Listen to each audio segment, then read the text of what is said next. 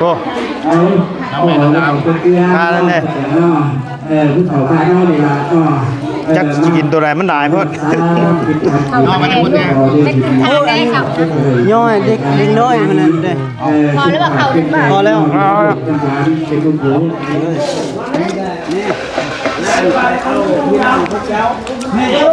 ต้องยกเลยครับคุณ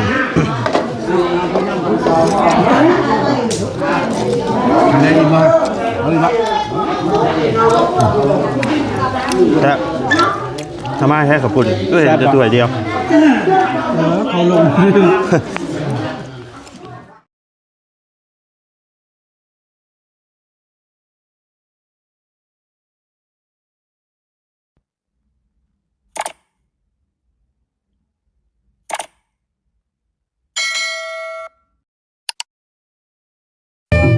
รับรอบเรามาต่อกันอีกรอบนึงมาข้างหลังพี่เด้อเอาบุญมาฝากเอาบุญมาฝากแม่มีแห้งเด้อทักทายกับสบายดีอีกรอบเนาะพี่น้องเลย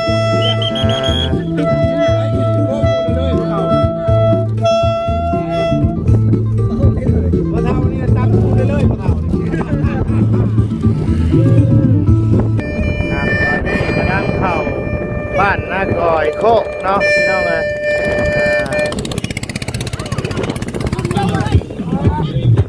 จับเด้อจับเด้อ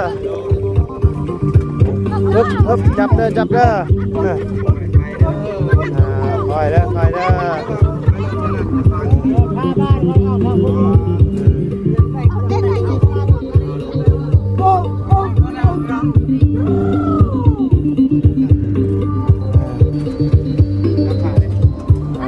จับไปเด้อพระ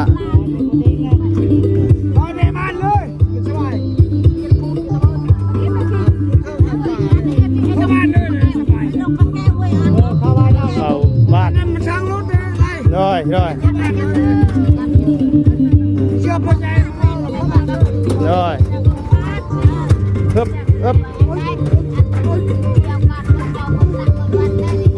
ม่วงแล้วลกตัวนี้เนาะ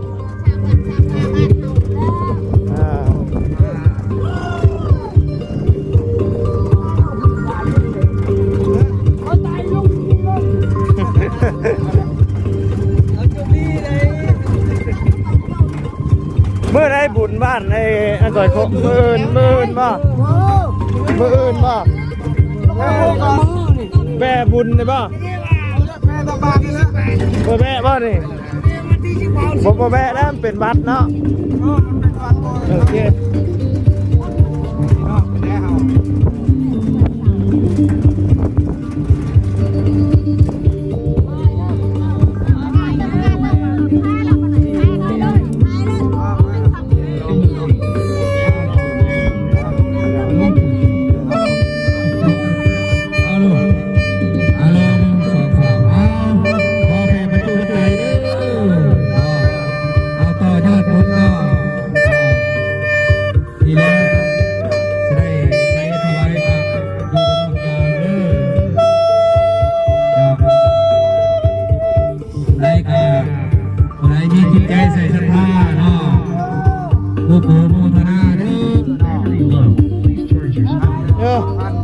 จิตใจใส่ศรัทธาเด้อนี่เด้อบุญมาฝากบุญมาฝากแผ่พายใหญ่กว้างเด้อเนาะไปในไม่เป็นเราได้ตอบโอ้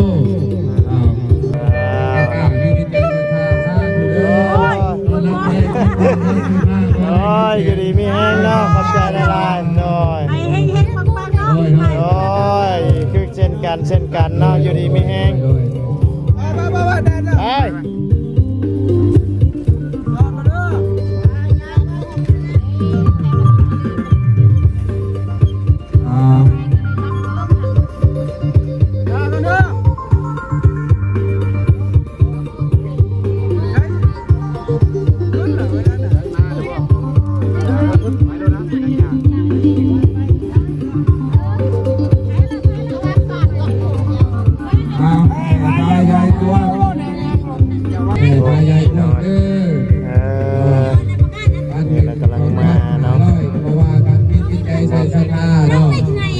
กา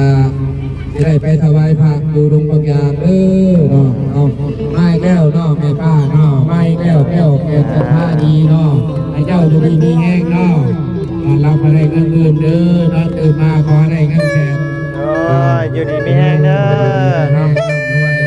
เอาไม้แก้วนี่ก็ดีแก้วจะผ้าดีให้เจ้าอยู่ดีมีแห้งเด้อสาธุนี่แหละต้องร่างบุญเด้อให้เจ้าอยู่ดีมีแห้งร่ำรวยนะใจเยี่ยมเยี่ยมป้าเนาะสาธุเอาถูกดีตรงนี้ที่ใจโกโมทนาอยู่ดีมีแห้งเด้อร่ำรวยร่ำรวย รวย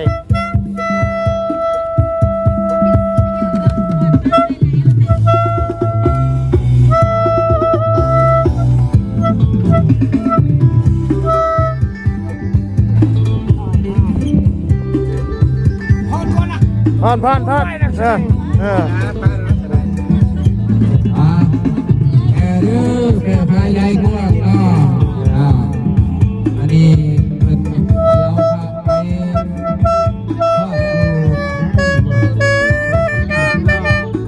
ทอดสูแก่พายใหญ่กว้างเด้อเนาะเราพาไปมาอีกแล้วเนาะ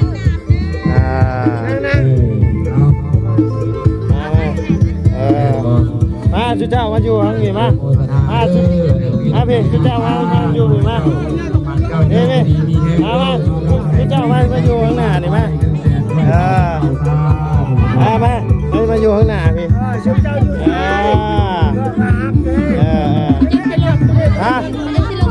บ่ให้จุเจ้านั่งอยู่ฮะครับน้ำเพลินเจ้าชิลงบ่ถ้าเจ้านั่งอยู่นี่ก็ได้ได้นะดูดีแห้งเด้อร่ำรวยอย่าเอาโอ้ยเนาะไป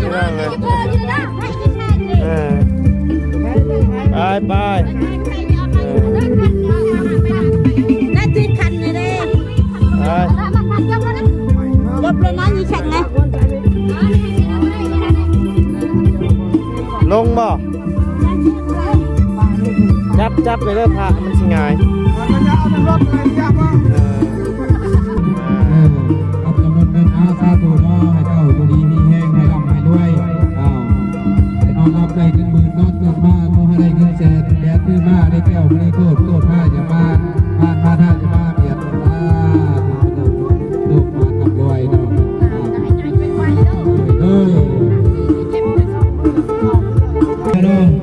มาเด้อบุญมาฝากเนาะนี่ก็เป็นลูกในบ้านหวานในที่แล้วเนาะได้ไปถวายพระเนาะอยู่โรงพยาบาลเนาะฮ้อนก็ฮ้อนพี่น้องเลยยังขอบคุณน้ำกันเด้อมาทักคุณห่วงขาดตั้งบาทห่วงขาดเนาะให้เจ้าอยู่ดีมีแห้งเนาะนอนรับให้ได้เงินหมื่นนอนเงินมาให้ได้เงินแสนสาธุ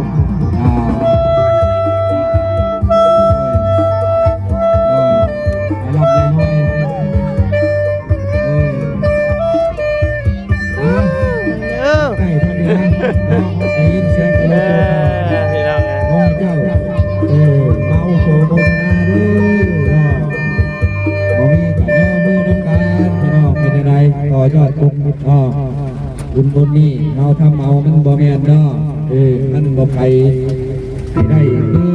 ผู้ที่สร้างให้เนาะบ่ได้สร้างผู้นั้นได้เจ้าไปเรื่อยๆพี่น้อง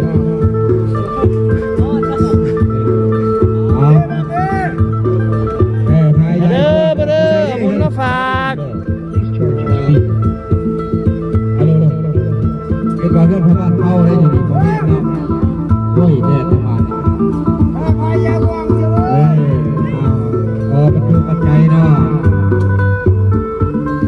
โอ้ฮอดเลยจอดชื่อกระจ้องเลยเด้อมาไว้เด้อ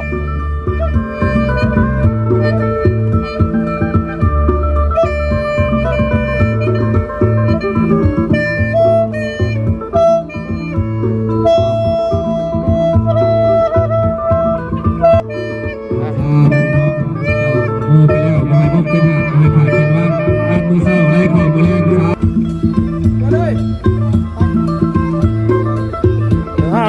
เด้อ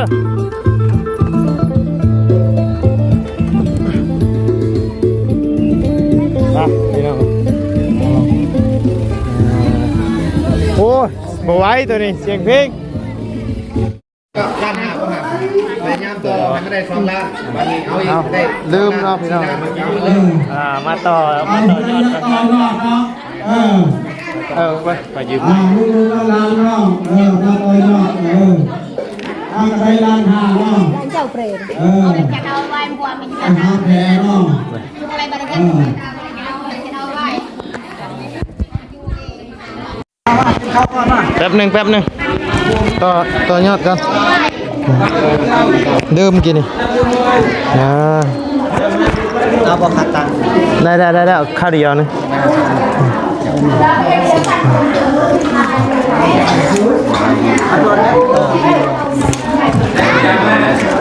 พี่น้องเลยเดี๋ยวมาต่อยอด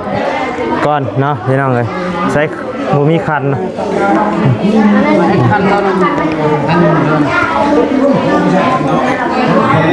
ให้คนเล่นจะนั่งรอต่อยอดเนาะพี่น้อง200,000เอาได้บ่ โดยว่าได้ มาต่อยอดมา200,000ปีเด้อ บ่ทำไมนึกว่าบ่ได้ยิน มาได้ครับทางเบาได้เอาน้องมาต่อยอดมา200,000ปีน้องให้ดูดีมีแห้งน้องคนเจ็บก็ให้ได้บ่ไปให้ดีเด้อเบาได้เลยให้สุขภาพแข็งแรงน้องให้ละให้รวยเนาะ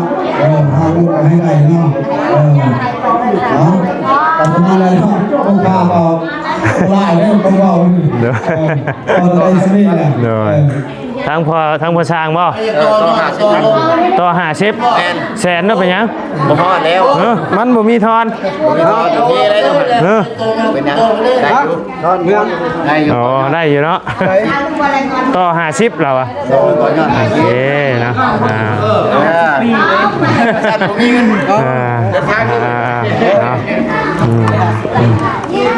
ไปแต่50ได้หลายแล้ว โอเคเนาะผูกคอตะแขนแล้วก็กินข้าวพี่น้องเอ้ยบัดนี้เนาะ อะไรความไก่ยามีสาถูเรือพอเรือถูดีเองเนาะ กินข้าวทำกันก้อนบัดนี้พี่น้องเอ้ยมากินข้าวมาสิมาต่อยอดบ่มา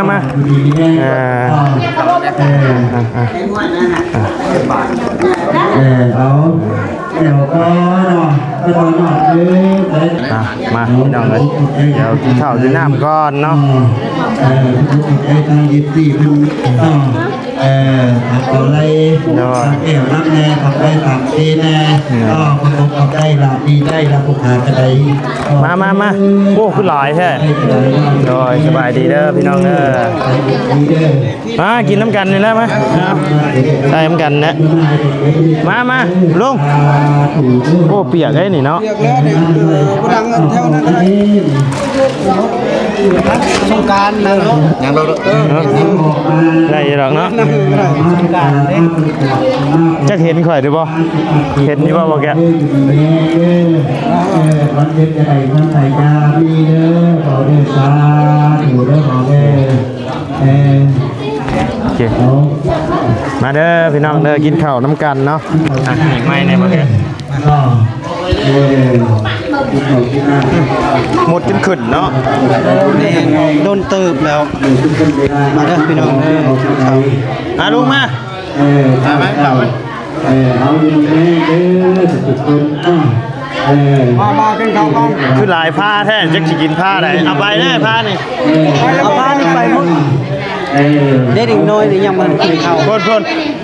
โอ้ทางหน้า เอาไปเลยนี่ก็มี โอ้ เอาผ้าแล้วเนี่ยผู้เขาผ้าน้อยนี่ละก็ จักสิกินตัวใดมันหลายเพิ่นเอามาได้หมดแน่ ทางได้ค่ะ ย่อยเด็กน้อยมันนั่นเด้ พอหรือเปล่าเขา พอแล้ว เป็นผู้ผู้ไอ้ลูกเป็นผู้ชายน้อยนี่ละน้อยซาถูเด้อขอเด้อ มาครับเจ้า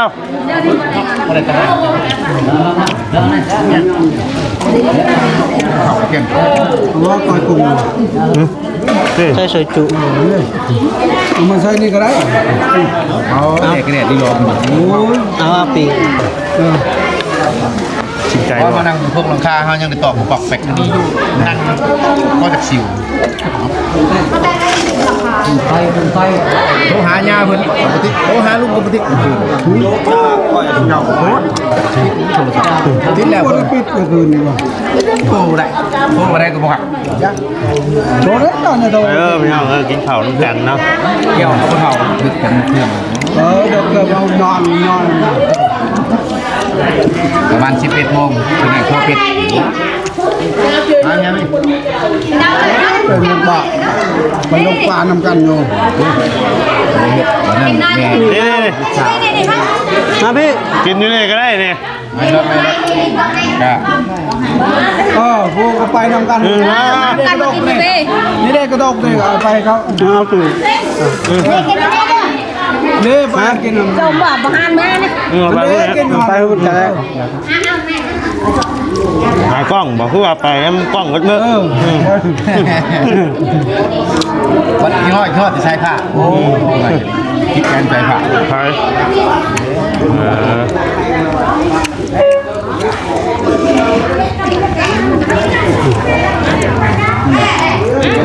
ข้าวเช้าไอ้นี่ โย่เอาเช้ายังทำกินตื่นมาแล้วก็คันโทรศัพท์กูโทรมาไม่ได้มากูเลยตื่นแล้ว โอ้นำเลยบ้าหุ่นเท่านี้กันมันยักษ์นั่นกันเขาวันอยู่ไหมตื่นมาเลยเคยใครมันไปเที่ยว แกนี่แหละรักไปกัน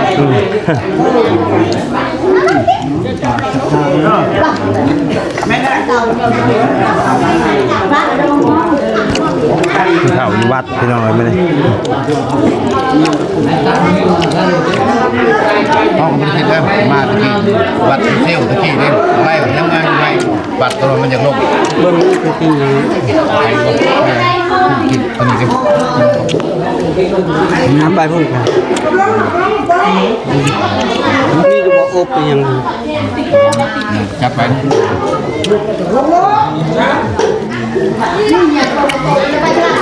ห่อนพี่น้องก็สิบ่ได้ไปห่อนหลายบ้านนะ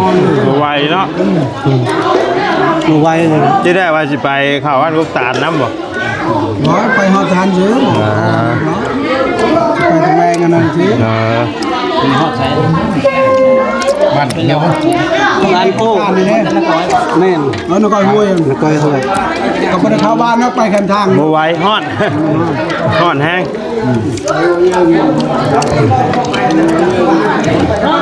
แมนบอลเลยไปบ้านนอกกับไปในเมืองไปบ้านนอกกันมวนนี่ไปในเมืองพวกทำบ้านกลายเป็นมีครูบาช่วยเพิ่นเป็นนะครูว่าเอาพึ่งมันยังมาตาพึ่งแค่นี้แต่ว่าไปยืดเดียวไปจากลำพองเก่าก็ไปในใหม่เลยทั้ง ก็ลืมแล้วเนาะ แต่เก่าทั้งหมู่บ้านถึงประหลัดคือเช็คอยู่บ้านก้อยลัดรถและทางเลยเก่าลัดเอาเนาะโมโมทนามียาพูดหันโมโมแต่กับลัด ไกลๆบ่บูดแล้วบ่ขอบคุณนี่เนาะ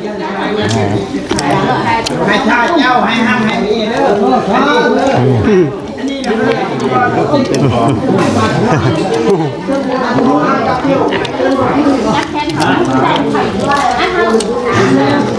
ฉันยังทำได้ยังผู้เก่าเรียนหน้าตาผู้เก่าเลย พ่อเท่าอยู่ขาย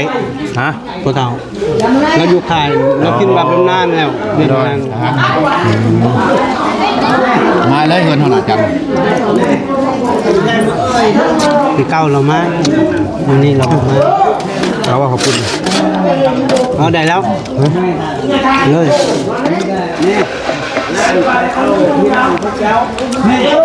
ต้องยกเลยขอบคุณ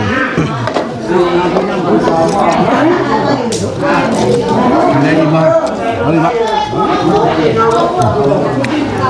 แล้วทำไมให้ขอบคุณก็เห็นแต่ตัวเดียว เขาลง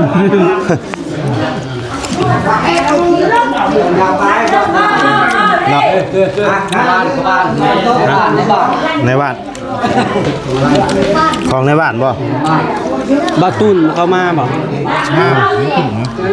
ลูกตุก ก็ไปอยู่น้ำบนเพื่อนเท่าเลย ลุงนวด อยู่กับใจผ้าอยู่หันบ่ เอ้าใจผ้าก็อยู่หันบ่เอ้าคือบ่ชวนใจผ้าไปนะ อยู่ยะต้องเป็นพระเจ้า ด้านมันแดดนี่ยังฮะเล็กน้อย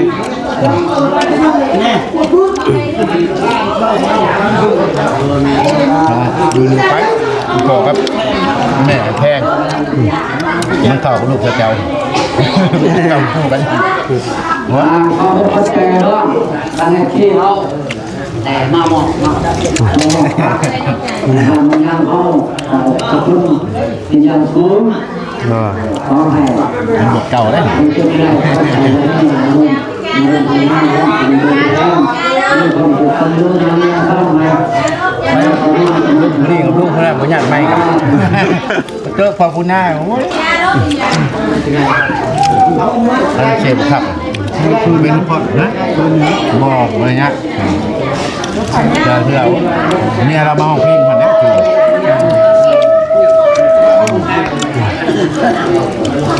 โอ้ยเห็นเมียมาผ่อนเห็นแน่นะ โต๊ะกินข้าวก็พี่น้องเลยหน่อยนึงข้าวก็ แต่บ้ามันคือใช้น้ำเนี่ย อิ่มเรียบร้อยพี่น้องแบบนี้เนาะ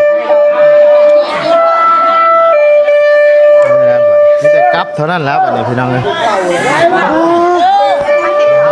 ทอดเนาะ